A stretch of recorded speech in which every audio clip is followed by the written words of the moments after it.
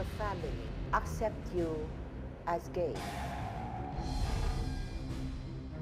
May nangyari na rin ganyang allegation against you. Copying, plagiarism. Sinasabi nila na nakisawsaw ka daw sa stardom ni Chris Aquino at ni Sharon Cuneta. Magandang gabi po. Samahan niyo akong pasukin ang glitz and glamour ng fashion industry.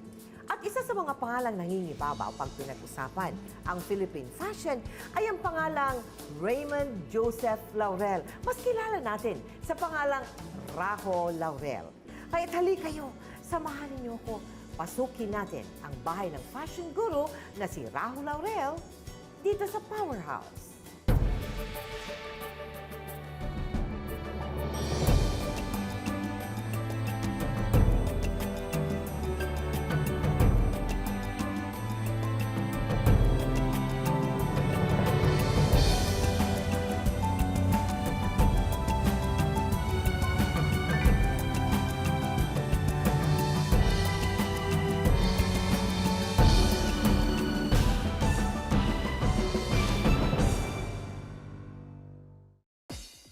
Para daw sa isang modelo, katuparan ng mga pangarap nila ang madamitan at mabihisan ng mga premyado at tinitingalang fashion designers, lalo pa kung ito ay sikat sa loob at labas ng ating bansa.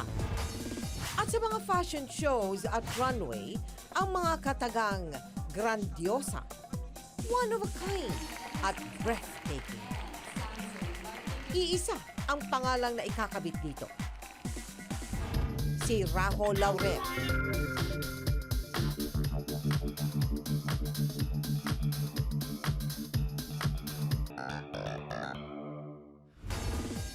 Mula sa simpleng tela, nagagawa niya ito na maging world-class na kasuotan. At ang lahat ng yan ay matatagpuan sa House of Laurel. Sa 5 palapag ng gusaling ito ng House of Laurel, mas madalas raw maglagi si Raho dahil sa dami ng trabaho. Kung susumahin, mas matagal siya sa House of Laurel kaysa sa kanyang condo unit. Hi, Raho! It's good to see you again. Welcome po. Welcome. Thank you, thank you, thank you. Welcome. Thank We'll show you. you around. Wow! So this is your office? Yeah. Office. This is Thank where you. I meet the clients. Oo. I talk to Tapos them. ano, dito ka nag-design. Ang mga designers kasi parang yung kaming mga tao na nagbibigay confidence. That's why designers have relationships with With their clients. Because it's a very intimate process.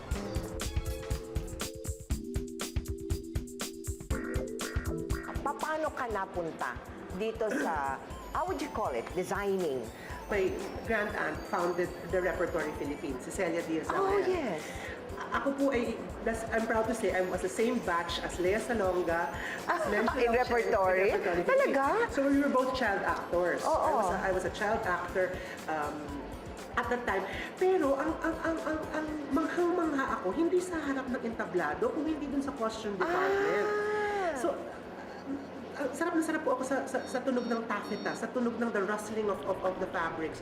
Gusto ko po yung kinang ng tela or yung pag tinamaan ng ilaw yung bato. I was so enthralled by that idea. So much so that pag uwi ko nun, talagang ninakaw ko yung mga Barbie doll ng mga kapatid ko at pinalitan ko yung mga damit nila. What did you have to go through to be able to, you know, make a name or makapasok man lang? Naniniwala kasi ako sa term na apprenticeship. Nag-umpisa po ako dito bilang isang assistant. I was an assistant of my dear friend na yumao na, kakayumao lang actually, si Louie Mamengo. Ay, Siya po yung, si Louie po ang Mamengo. nagbigay-pugay sa akin na para makapasok dito sa industriya nito. Galing po kasi akong American na nag-aaral ako ng design. Ang creativity ni Raho, hindi lang sa damit na ibuhos, dahil pati pagdidesenyo ng abubot o accessories, kinarir na rin niya. And this beautiful bracelet is also by Raho Laurel. So you have this also. That's actually part of our line of suppliers for our accessories here. I work very closely with several artists and develop their lines also. Oh, really? I have corporate, I have the made to order, and I have the ready to wear. Refleksyon raw ng personalidad ni Raho ang House of Laurel. Bukod sa mga damit, makikita rin sa loob ang isang beauty salon na matatagpuan sa ground floor. Yung beauty parlor ko, yung salon, sa sister ko yan. My sister Jella Okay. Laurel Stemeyer is a talented makeup artist. Ang masaya nga kasi, ma'am, sama-sama na kami dito. Magkakapatid, Kaya no? nga tinawag namin Hindi ito mo- House of Laurel. House of Laurel kasi iba- talagang, but even my mom's part of it. Ah, She really? handles our finance. Panganay sa 4 na magkakapatid, descendant ng dating presidente ng Pilipinas na si Jose P. Laurel at anak ng dating gobernador ng Batangas na si Jose Laurel III. Kilala bilang angkan ng mga konserbatibo. How did your family accept you as gay? I wrote my parents at 13 that I think I was gay. You wrote them at I wrote 13? at 13. I wrote them a letter. 13? Yes. You knew that? I mean, yes, I come from Amazing. that generation that is essentially very open about sexuality. Okay. And I'm very proud that I was able to do that. And although I know deep in the heart of my parents that I disappointed them in the beginning. Because Why do you know that? you can feel it. I mean, I knew my father had his own sets of ambitions For his- myself. for And you. because although it was very difficult for them, they understood and they understand and they let me grow to who I am as a person today. And although in the beginning I might have disappointed them, I know in my heart of hearts they're very proud of me. Kontento at masaya ngayon si Raho sa kanyang partner. Nakasama niya sa humigit kumulang na 5 taon. Now you are with someone. Yes. All right. What kind of relationship is that now? Well, I've been together with Nick for more than 5 years. Ah, 5 years na? Yeah, so, he's family. Ah, okay. He's a family to my family. He's my partner. He's Open to your family. Yes. The relationship is open to your family. And he's Open to accepted as Yes. your partner. Yes. Ah. Even my grandmother is very fond of him. Okay. Para kay Raho, he has the best of both worlds raw dahil nagtapos siya ng kursong management sa LaSalle at nang makatapos, nagpunta naman siya sa New York upang kumuha ng fashion design course.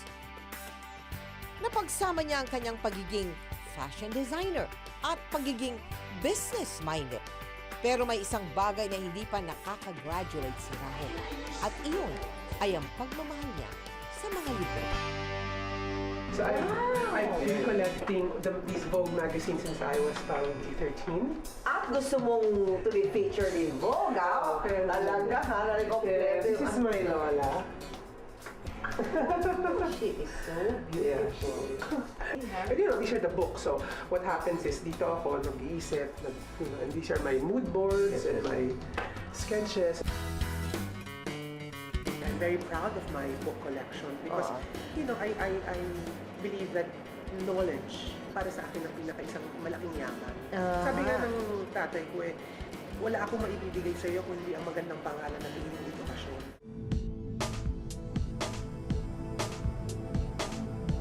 Ang 80 square meters na apartment type condo unit ni Raho ang nagsisilbing sanctuary ng masipag na designer. At ramdam sa paligid ang temang sage green na napapalibutan ng mga halaman. Libro, artwork, at travel collection.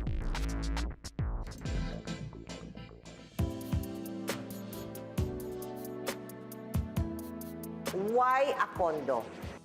Dahil my lifestyle does not really lend itself to home, to a house.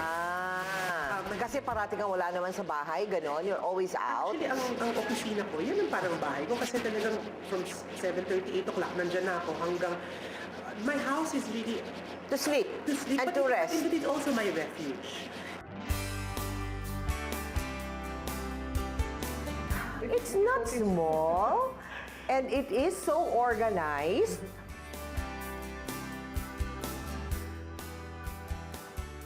Who between the two of you ng partner mo ang organized? More of us, but more me. More you, talagang maano ka, maputing-ting ka. Pero, if you notice, nothing is nailed down. So, nakapuro na. Oo, lahat ka.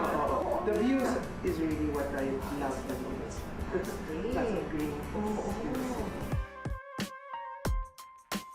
Hindi man kalakihan ang condo unit ni Raho, ang mga gamit at laman naman nito, priceless at sentimental.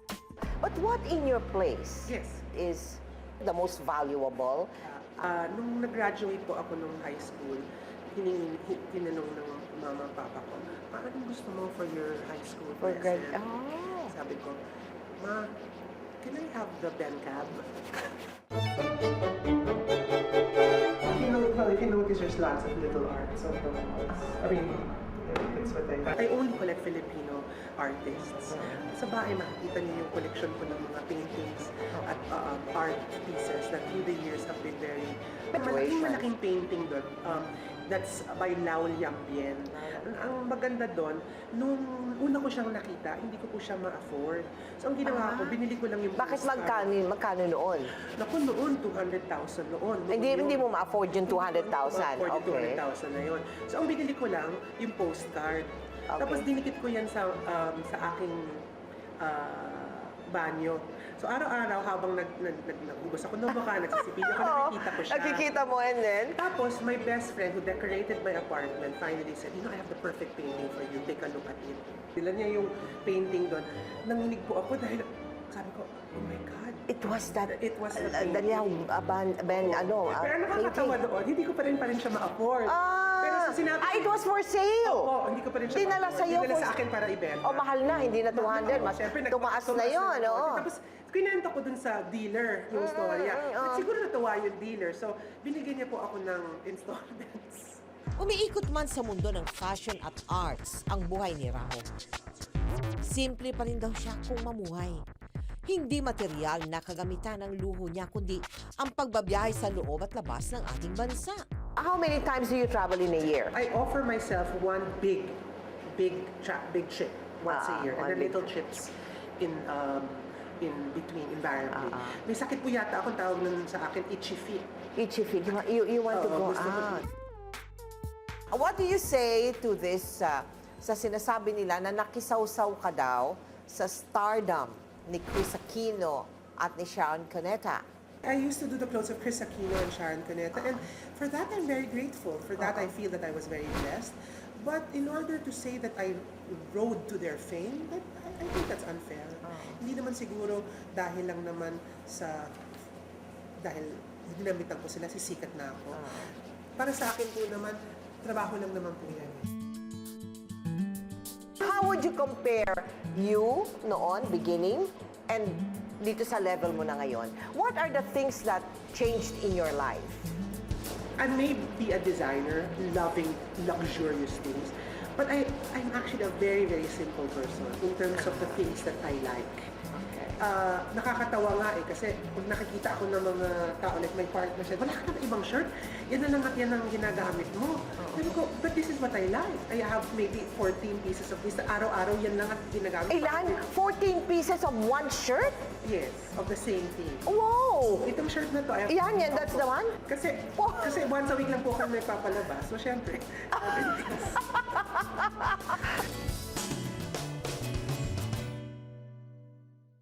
What is your most expensive pair of shoes?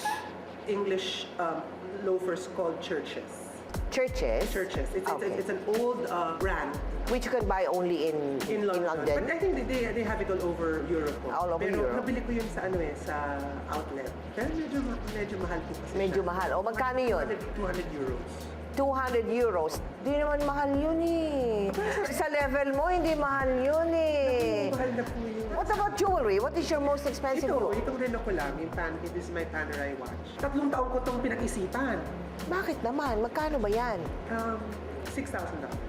$6,000 Opo. is about 400,000 pesos. kami. Bakit ang mahal?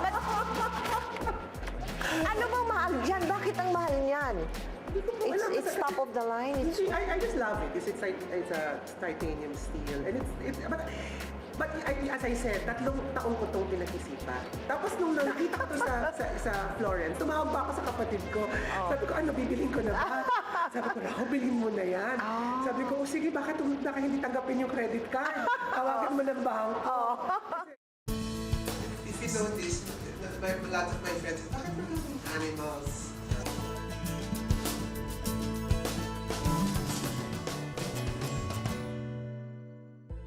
Kakambal ng glitz and glamour na buhay ng mga fashion designer ay ang mga issue at kontrobersya na walang sinisino.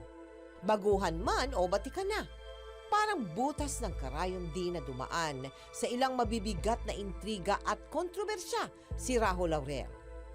Isa na rito, ang issue ng pangungopya at panggagaya di umano ni Raho ng disenyo ng cobweb dress. May nangyari na rin ganyang allegation against you. I was Ano yung accused iyo? of copying. Copying, plagiarism, meron yes, din palang plagiarism. ganyan, ha? Copying a design. A design, at That sinabi mo, iyo. It landed in the cover of WWD magazine. Oh, okay. Unfortunately, and honestly, I've laid that issue long ago to rest. Oo. Up to this very day, I did not copy that designer's work. We did have similar procedures in creating the garment, but the garment itself is very different. You see, it was the process that they were saying that I copied, but it is a process. Ano It yung is like- process? It's actually, I call the dress the cobweb dress. Cobweb dress. Pero it's a process of shredding a material? that actually sort of like loosens the weft yung- and the weave, and then it creates almost like a mesh pattern. Okay, I see. Now that particular pattern is very similar to, let's say, embroidery. That particular process is the same manner as, let's say, Tatting. hand painting or patchworking. Oh, yes. And unfortunately, everybody is open to use that particular technique. So, sadly, the crab mentality in the Philippines is so strong. Na parang I think the best thing to really do is to move on from that. Was there ever a time you got depressed Oh, yes. professionally? Yes. I remember vividly. It was the year 2001. Okay. It was my gala called Optical Illusions. Then you- I guess they didn't understand what I was doing, and the press literally gave me a horrible review. And I was talagang sabi ko, mag-aaral sa balutan na ako, punta na lang ako ng Amerika, doon lang ako maghahanap ng trabaho. Yeah. I was so focused on a small group of people telling me that what I did was awful. I didn't realize that there was such a larger group of people that also loved what I And was admired you, doing. yes. So at the end of the day, you have to realize na lahat ng tao, ang lahat hindi mo mapipis. You cannot please everybody, correct? Sa gitna ng mga issue at kontrobersya, sa makabuluhang bagay na lamang itinuon ni Raho ang kanyang oras at lakas. Tulad ng kanyang Rags to Riches advocacy. It is a project wherein we helped the mothers of payatas to create products from what already they've been existing. You see, alam niyo po yung trapo na naibibili natin sa palengke. Yung mga gano'n na Oo, parang yung woven, nakala mo woven. Oo, naretaso. Mga, So, lumapit sa akin yung isang grupo, maybe we should transform this particular garment and transform this particular trapo and make it into something else. So, simple na. I folded it, I put a handle, I put a zipper. Ang trapo, ngayon, naging bag. So, ang nangyari doon, ang benta nila dati, noon 30 pesos lang. Ang isang parang Trapo, ang trapo 30 pesos. Oo, 30 pesos. O ngayon, nung naging Nilagyan first, ko ng zipper, nilagyan ko ng etiketa, nilagyan ko ng magandang packaging, naging 200 pesos na. Ganyan raw ang buhay sa harap at likod ng fashion industry. May lungkot, may ligaya, hirap at ginawa. yung mga baguhan na nais na pumasok sa industriya mo ngayon, Raho, ano ang maipapayo mo sa kanila? Mag-aral po sila gumawa ng damit, at mag-aral sila magbilang ng gamit, at mag-aral po sila higit sa lahat ng accounting. Accounting. Ang accounting, sa umpisa akala ko po walang kakwenta-kwentang subject. Pero I'm telling you now, I think it's the most important thing that I've ever known.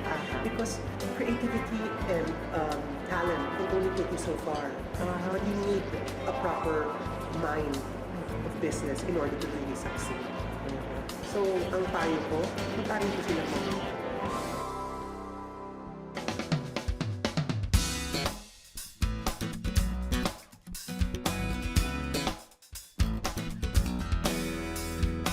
Hindi raw po panghabang buhay ang kinang ng isang fashion designer. Sabi nga nila, sa industriya ng fashion design, isang araw you're in and the next day, you're out. Subalit ayon na rin kay Raho, kung ikaw ay armado ng maayos, magandang edukasyon, ang iyong pangalan ay di malilimutan. Ako po si Mel Tiangco. Samahan niyo po ako sa susunod na Lunes. Ating pasukin ang bahay at kilalanin ang buhay ng taong kabilang sa Powerhouse.